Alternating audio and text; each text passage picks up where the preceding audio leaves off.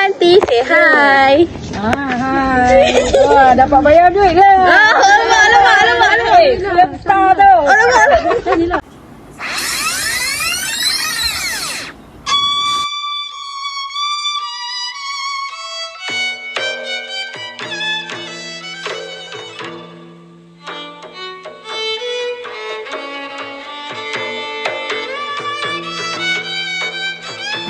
Di negeri-negeri selat Tanah Melayu, khususnya di negeri Melaka, terdapat segolongan keturunan kaum Cina yang unik kedudukannya di kalangan kaum Cina, iaitu Baba dan Nyonya. Mereka menggelar diri mereka sebagai Baba atau peranakan kerana kebudayaan mereka yang mempunyai unsur-unsur pengaruh kebudayaan Melayu yang berasal daripada warisan tradisi Cina.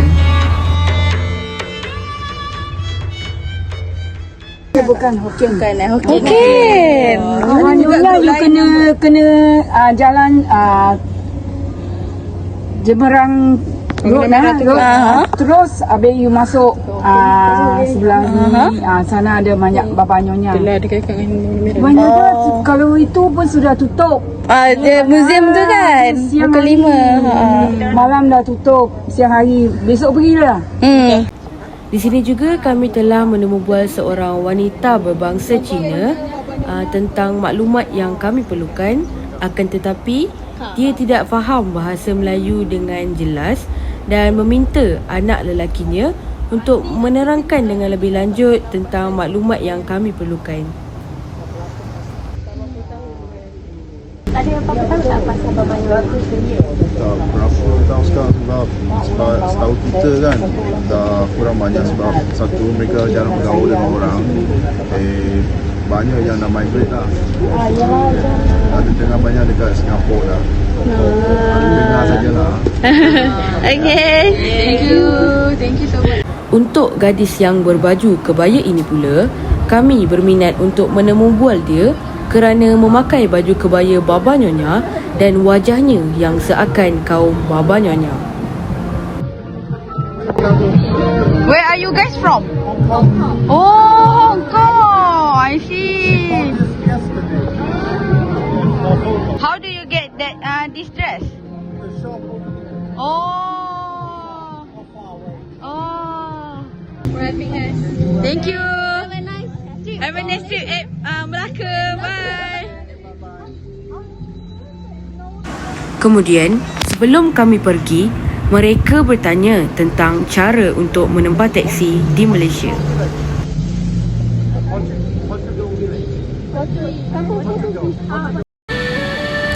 Setelah seharian suntuk mencari dan terus mencari kaum Baba Nyonya, kami tidak menemui mereka. Kami bercadang untuk pulang ke rumah dan pergi ke Muzium Baba Nyonya yang bernama Baba Nyonya Heritage Museum yang terletak di Jonker Walk.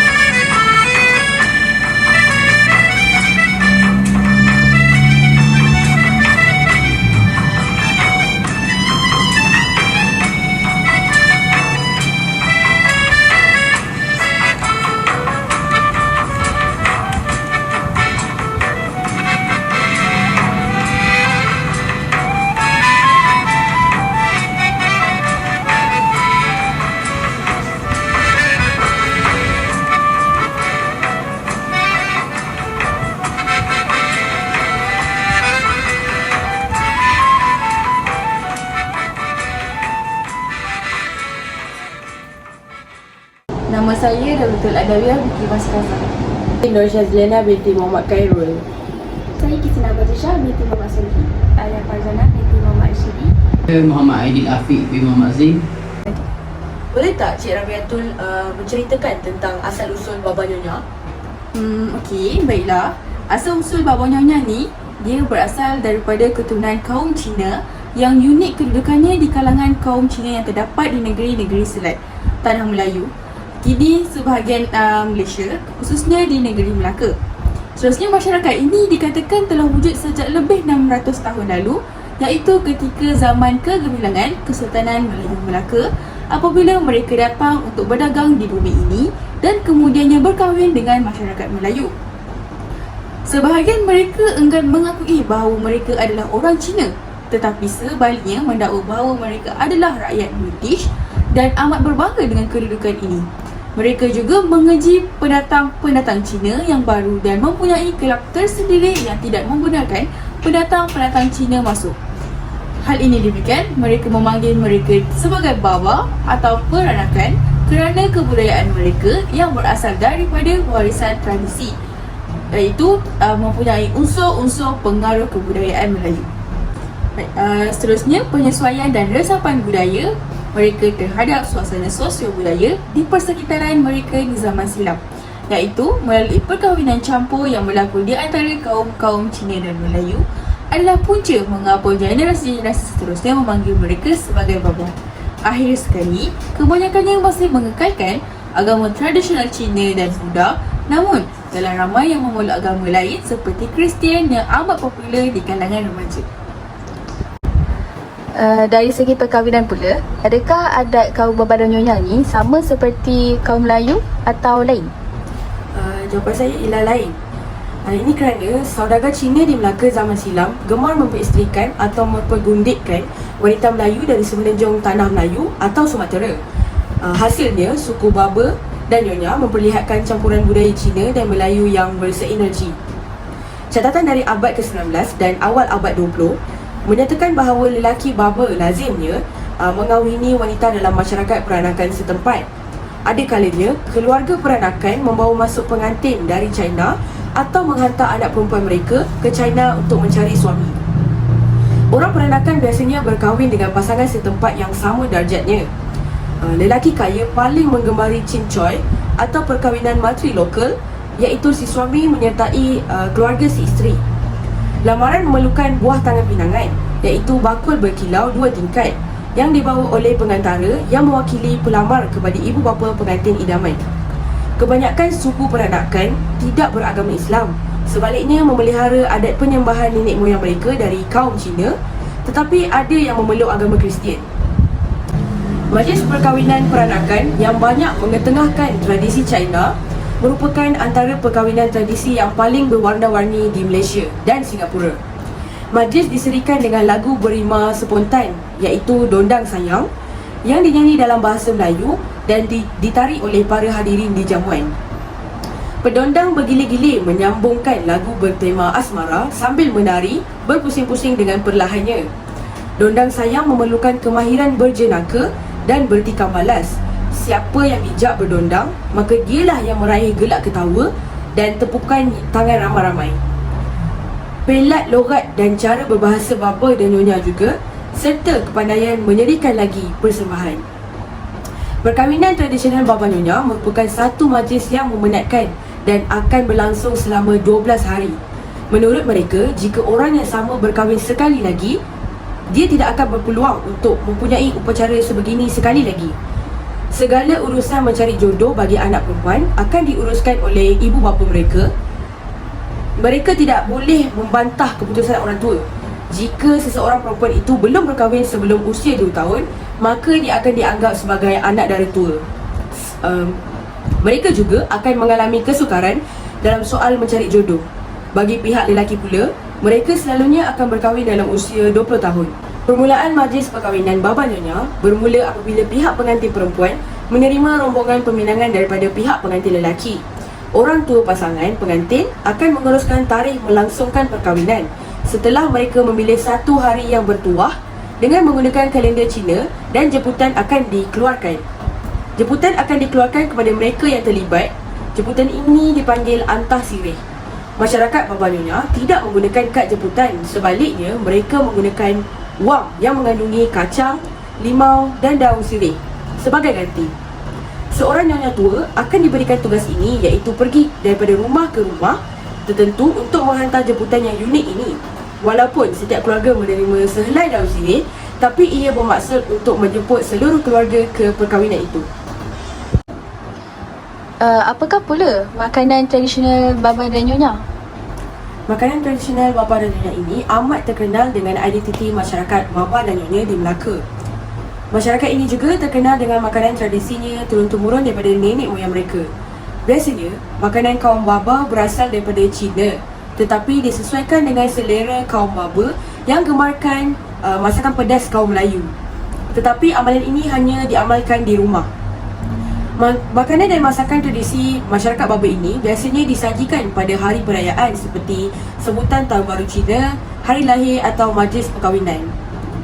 Di sinilah dihidangkan masakan dan kuih-muih tradisional mereka. Jenis-jenis masakan Baba adalah seperti kari, sambal, pangteh, bakwan, kepiting iaitu campuran daging babi dan sup ketam, itik temitik yang disalut dengan sayur jeruk atau diperam, itik siong iaitu daging itik yang disalut dengan rempah, hati babi bungkus, acar nyonya dan nasi lemak. Selain itu, masyarakat Baba juga menghidangkan nasi kunyit dan sejenis mi yang dibuat khas iaitu mi suatau. Mi ini dibuat dengan bertujuan untuk memenuhi hajat supaya dipanjangkan umur. Kuih-muih tradisional masyarakat Baba pula terdiri daripada kuih bakul atau teh kuih dan kuih ku yang berbentuk pura-pura berwarna merah, biru dan hitam. Kuih bakul atau teh kuih ini adalah warisan masyarakat Cina terhadap masyarakat Baba. Selain itu, masyarakat Baba juga meminati kuih-muih tradisional Melayu seperti dodol, wajik, tapai, bahulu dan lain-lain lagi. Muzik tradisional Baba Nyonya ni macam mana? Okey, baiklah. Daripada hasil penyelidikan dalam menggambarkan masyarakat Baba dan Nyonya telah melatari kehidupan mereka dengan budaya Melayu, terutamanya dondang sayang yang dilakukan dalam upacara-upacara tertentu sahaja dan ketika diperlukan. Bagi generasi baru kini, muzik yang berunsurkan tradisional seperti pantun atau keroncong yang popular dalam kalangan masyarakat Baba dan Nyonya seketika dahulu kini telah pun berkurangan mendapat tempat di hati mereka kerana pelbagai muzik moden telah mempengaruhi generasi kini. Boleh saya tahu, lagu Dondang Sayang itu biasanya dimainkan pada waktu bila ya? Dondang Sayang, lagu ini biasanya dinyanyikan dalam majlis kenduri atau perkahwinan oleh tetamu. Penyanyi Baba dan Nyonyanya akan bertukar-tukar pantun atau puisi Melayu ekstemporari di tempat kejadian. Sambil menyanyi, mereka akan menari perlahan-lahan. Walau bagaimanapun, ini memerlukan kepandaian dari parti untuk meneruskan pantun. Muzik ini lazimnya diiringi biola dan gendang Melayu. Jika ada alat muzik lain, boleh juga mereka gunakannya. Adakah Baba Nyonya mempunyai sebarang tarian dan bagaimana mereka melakukannya? Ya, ada. Baba Nyonya mempunyai tarian. Tarian untuk Baba Nyonya ni biasanya berdasarkan tarian Melayu, di mana muzik dan langkahnya adalah serupa. Penari biasanya akan menari dengan barangan seperti setangan, membawa tifing, kipas Cina, payung Cina atau bingkai sulaman untuk mempersembahkan kehidupan ataupun budaya mereka. Nama tarian itu dinamakan berdasarkan barang yang mereka gunakan dalam tarian tersebut. Contohnya, jika barang yang digunakan dalam tarian itu adalah peminat Cina, ia boleh dipanggil sebagai tarian kipas. Apakah bahasa yang digunakan oleh kaum Baba Nyonya? Baba Nyonya, masyarakat Baba Nyonya di Melaka, mereka fasih bertutur bahasa Melayu dan mengikut fakta sejarah, golongan ini mempunyai pertanian dengan darah keturunan Melayu, di mana mereka fasih bertutur dalam bahasa Melayu. Selain menggunakan bahasa Melayu dalam pertuturan, mereka juga boleh bertutur dalam bahasa Roki. Bolehkah Cik Kristina memberikan beberapa contoh perkataan yang digunakan oleh kaum Baba Nyonya? Boleh. Contohnya, saya, gua, anda, lu, dia, kita. Setahu saya, kaum Baba Nyonya ni menganut pelbagai jenis agama. Bolehkah Cik Kristina jelaskan? Betul. Ada banyak pendapat mengenai kepercayaan Baba dan Nyonya ni. Ada yang mengatakan mereka menganuti agama Tao. Mereka mempercayai akan kewujudan Dewa-Dewi serta memuja 8 Tuhan yang akan membawa kebahagiaan kepada mereka. Masyarakat Baba akan menggunakan bahasa Melayu semasa memuja Dewa-Dewi. Selain itu, masyarakat Baba juga terdiri daripada kalangan ada betul taat dan taksub terhadap ajaran Buddha. Buktinya, mereka meletakkan satu sudut sebagai tempat pemujaan di rang rehat walaupun rang itu kecil. Kaum Baba juga akan bersembahyang pada setiap pagi sebelum menunaikan sebarang pekerjaan. Ada juga yang mengatakan masyarakat Baba dan Nyonya ni sangat menghormati jasa nenek moyang. Mereka percayai bahawa kerana oleh nenek moyang mereka boleh menikmati kehidupan di dunia ini bergenerasi. Mereka percaya bahawa nenek moyang tidak akan menjaga keamanan dan kesejahteraan keluarga kalau tidak dihormati. Percaya upacara menyembah jasa nenek moyang akan dijalankan sempena ulang tahun kematian. Selain itu, masyarakat Baba Nyonya ni mereka mempercayai kepada busut atau batu-bata. Mereka menganggap batu dan busut itu mempunyai kuasa. Segelintir masyarakat Baba akan membalut busut atau batu-bata dengan kain kuning sebagai langkah pemujaan. Akhir sekali, mereka percaya mengenai open roof. Open roof ni, setiap rumah mesti mempunyai satu sudut open roof. Air hujan yang masuk melalui open roof itu dipercayai memberikan rezeki kepada masyarakat ini, kepada masyarakat Baba ini. Dek, Ya. apakah kebudayaan yang diamalkan oleh etnik Baba dan Nyonya? Okey, untuk etnik Baba Nyonya ni, kebanyakan orang Baba, mereka juga adalah Hokkien. Dan kebanyakan yang berasal dari keturunan Hokkien ni, dia masih menganggap diri mereka sebagai orang Hokkien, walaupun mereka ni tidak pandai bertutur dalam logat Hokkien. Okey, selain itu, kebanyakan orang Hokkien ni, kebanyakan orang Baba, mereka tidak ada antara mereka daripada kaum Kantonis, Hakka dan sebagainya. Seterusnya, budaya Baba ni berasal daripada Melaka.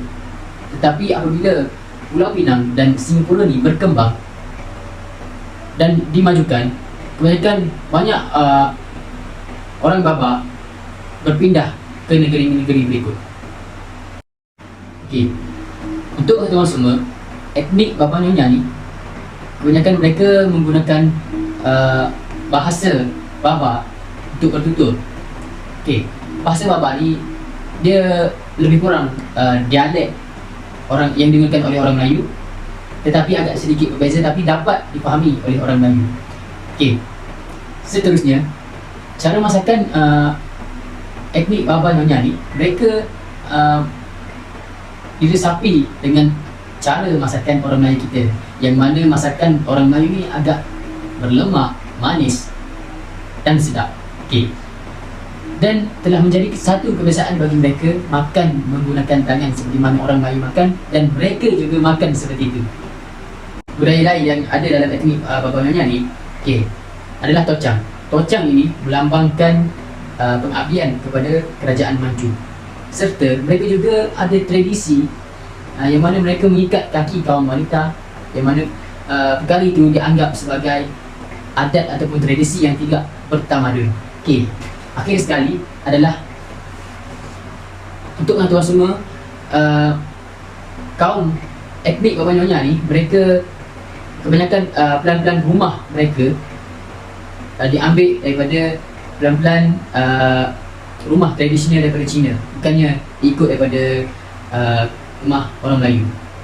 Seterusnya, apakah pantang larang yang digunakan oleh masyarakat Baba dan Nyonya? Okey, untuk pantang larang bagi masyarakat Baba Nyonya ni, antara pantang larangnya adalah seseorang itu tidak boleh kencing ataupun membuang air merata-rata, kerana ia dianggap akan mendatangkan kecelakaan kepada mereka itu sendiri. Okey, seterusnya adalah masyarakat Baba Nyonya ini dilarang untuk bersiul, terutama sekali kepada kaum wanita yang merupakan anak dara, yang mana ia dianggap akan menyebabkan lambatnya datang jodoh.